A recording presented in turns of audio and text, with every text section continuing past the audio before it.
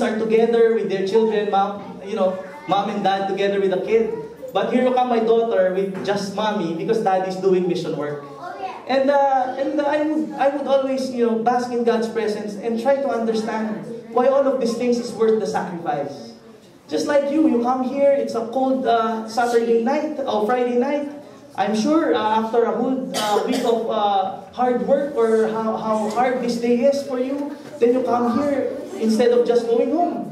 But why is it worth the sacrifice? I come here, I should just be staying at home and be with my child and attending the graduation day. I want to see my daughter in her toga. I want to see her climb the stage. But here I come, 10,000 miles away from home and trying to just imagine how it looks like over there. But why is this worth the sacrifice? Why is it worth this sacrifice? And why we should embrace our calling to be shepherds or to be servant leaders? I could have told Tito Frank that I don't want to go here. I am sure he would understand because it's the graduation day of my daughter. But this particular work is beyond personal comfort.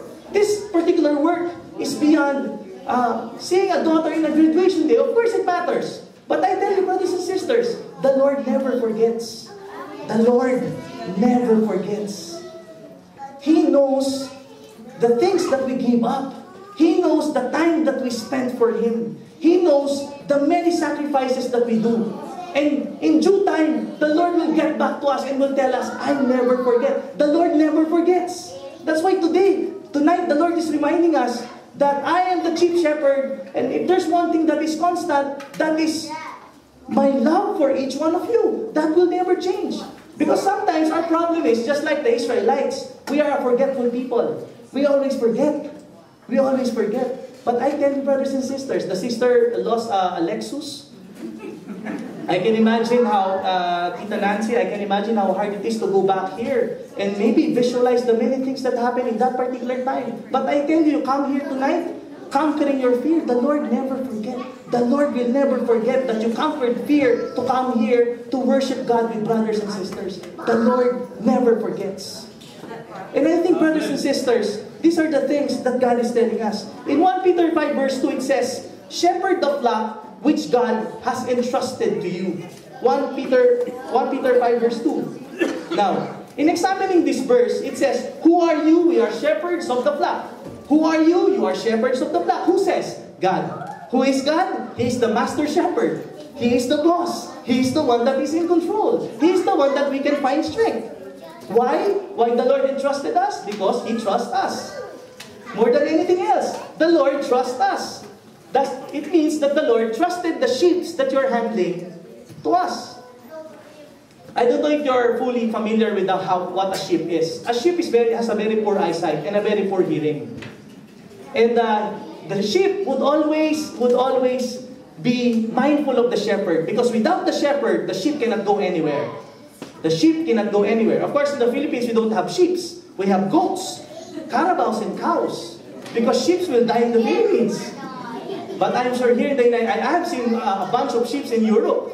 But here in the US, I still have to see if there's really a sheep here. But I'm sure there is, because the weather here is cold.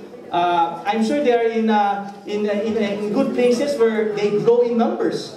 But a shepherd would look after the sheep. Sometimes they say that shepherds needs to smell like their sheep. Shepherd needs to smell like their sheep. Why? So that association thing. They say before, a sheep would always be numbered in their ears. And the shepherd knows if one sheep is missing. Of course, that is long time ago. But today, all the sheep have their GPS. They have their chip in their ears. And waking up in the morning, if I'm a shepherd, I would just open my laptop and I would see where the sheep are. But long before, it's different. The shepherd knows who the sheep is. And the Lord said, just like shepherds, you are entrusted by a sheep. Of course, I don't know who is Baba in the sheep. Baba Black Sheep. But I'm sure there are people that make sure life interesting every day in the people that you handle. I'm sure there are people that make sure every day more holier, more than anything else, more than ever. People that might be difficult to pastor. People that might be hard to share on something. But brothers and sisters, the Lord said, I have entrusted you with saying, shepherd my flock. Shepherd my flock. And who says that? It's the chief shepherd who says that. Why? Because he trusts us. The root word of trust is, of entrusted is trust. That means confidence. So that means the Lord is very confident of us, that we can make things for Him. It is not appointment based on our skills or experience. It is based on our relationship of trust. I don't know if you still remember the very first time that you hold your daughter and you walk in a park maybe or in a mall. I don't know if you still remember that. But for myself, since I'm a very young couple, I remember many times that Reese, my daughter, every time we walk in the mall and she would hold my hand and she would press it so tight, I can feel the level of confidence that she has when I'm there. The level of confidence that she has when I'm there. Whenever I would talk to my wife before going on mission, whenever she would pray over me, she would always pray over me whenever I go out on mission. She would always say that we will be okay. But it is always good if you're here. Why? Because we can sleep well if you are here. That level of confidence that gives so much assurance because of your presence. And the Lord is telling us that I am confident of you. When you are there doing my work, I am confident that something will happen. When you are out there and doing mission work for me, I am confident that lives of people will be changed. That is how confident our God is to us. Of course, sometimes we fall short. If not sometimes, most of the time, we fall short of what is expected of us. But what the Lord is saying is that even if you fall short, my level of confidence to you will never change. It will never change. Just like the relationship of husband and wife. I'm sure your level of confidence to your spouses is far even greater more than anyone else. Why? Because you know, whether you like it or not, he is the person that God has entrusted on you. He is the person that God entrusted on you. I think, brothers and sisters, our greatest gift in our vocation of marriage is having somebody that we sleep with and live with every single day of our life. Somebody that will not judge us. Somebody that will love us no matter what. Somebody that would be there for us. That level of confidence.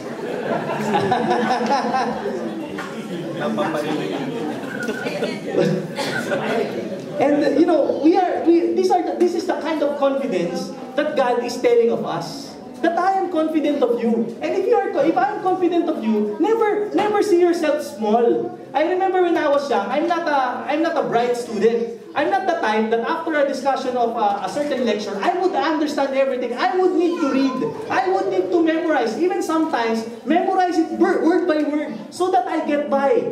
But I remember also becoming a very hard student. And my parents would always be in trouble because I don't study well.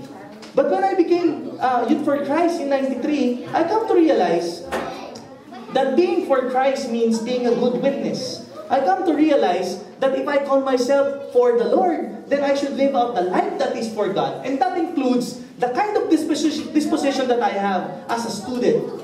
And of course, as a child to my father. But all at the same time, one of my greatest fear is going abroad and doing and speaking in front. I'm a very shy student. My teachers would wonder if they knew what I'm doing. Most likely they would wonder how I do it.